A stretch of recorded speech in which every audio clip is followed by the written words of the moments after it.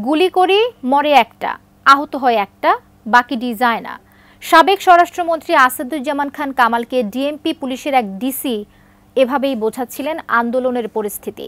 সেই ভিডিও সামাজিক যোগাযোগ মাধ্যমে ভাইরালও হয়েছে।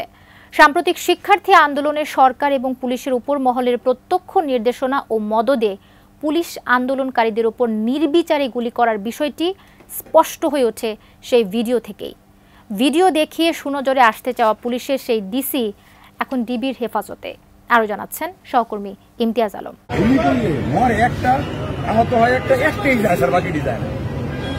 সবচেয়ে বড় আতঙ্কের এবং দুশ্চিন্তার বিষয়। বৈষম্য বিরোধী আন্দোলনকারীদের লক্ষ্য করে গুলি করা নিয়ে সাবেক স্বরাষ্ট্রমন্ত্রী মোহাম্মদ আসাদুজ্জামান খান কামালকে এভাবেই জানাচ্ছিলেন ঢাকা মেট্রোপলিটন পুলিশের একজন সদস্য। ভিডিওতে পুলিশ সদস্যের নেমপ্লেটে নাম দেখা গেছে ইকবাল।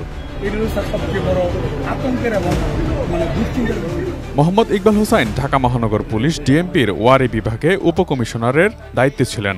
তাকে বর্তমানে হেফাজতে নিয়েছে পুলিশ। সোমবার সন্ধ্যায় নরসিংদীতে অবস্থিত নিজ বাড়ি থেকে তুলে নেওয়া হয় তাকে।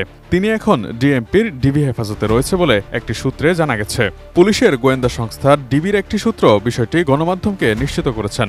সংশ্লিষ্ট কর্মকর্তা বলেছেন, ইকবালের বিষয়ে কি সিদ্ধান্ত নেওয়া হবে তা তারা জানেন না, তারা শুধু তাকে হেফাজতে রেখেছেন। ডিজাইন, এলিগেন্স, বিউটি, সেরা পণ্য সবার জন্য জেভিকো। কোটা সংস্কার আন্দোলনকে ঘিরে শিক্ষার্থী সহ আন্দোলনকারীদের নির্বিচারে গুলি করেছে পুলিশ। এই ঘটনাকে কেন্দ্র করে আন্দোলনের মুখে গত ৫ আগস্ট পদত্যাগ করে দেশ ছেড়েছেন শেখ হাসিনা।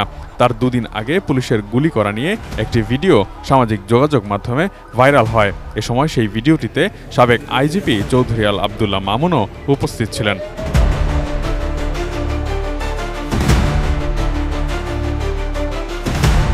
ভিডিওটিতে দেখা যায় পুলিশ সদস্যের মাধ্যমে ধারণ করা একটি ভিডিও মোবাইল থেকে আসাদুজ্জামান খান কামালকে দেখাচ্ছেন ইকবাল। মনোযোগ দিয়ে তার ভিডিওটি দেখছিলেন কামাল ও তার সাথে থাকা পুলিশের আইজিপি চৌধুরী আবদুল্লাহ মামুনও।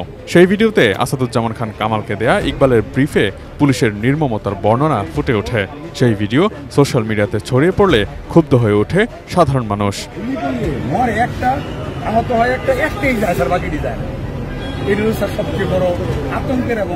আন্দোলনের পুরো সময় মোহাম্মদ ইকবাল ওয়ারি বিভাগের দায়িত্বে ছিলেন। যাত্রাবাড়ি ও শনিরাখড়া এলাকা তার আওতাধীন ছিল। আন্দোলনের সময় এই দুটি জায়গায় সবচেয়ে বেশি ঝুঁকিপূর্ণ ছিল।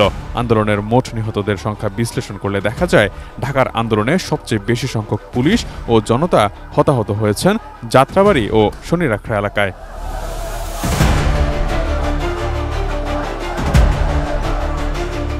Imtiaz Alam, news desk, ATN news.